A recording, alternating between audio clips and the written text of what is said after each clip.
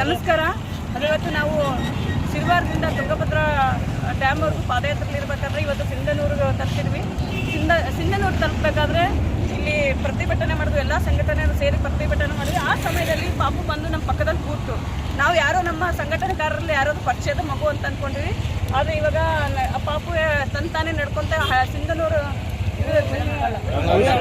ಇಟ್ಕೊಂಡು ಹೋಗ್ತಾ ಇದ್ದೀವಿ. ನೋಡಿ, ನಮ್ಮ ಸಹೋದರರು ಇಲ್ಲಿ ನ್ಯಾಷನಲ್ ಇಂಜಿನಿಯರಿಂಗ್ ವರ್ಕರ್ಸ್ ಇಂಜಿನಿಯರ್ಸ್ ಹೋಗಿ ಕರ್ಕೊಂಡು ಬಂದುಬಿಟ್ಟು ಕೂಡ್ಸಿದಾರ.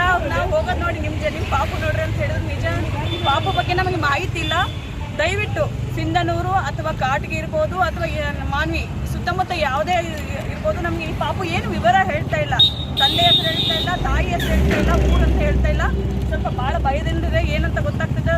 ದಯವಿಟ್ಟು ಯಾರಿಗಾದ್ರು ಗೊತ್ತಿದ್ರೆ ಆದಷ್ಟು ಎಲ್ಲರಿಗೂ ಶೇರ್ ಮಾಡಿರಿ.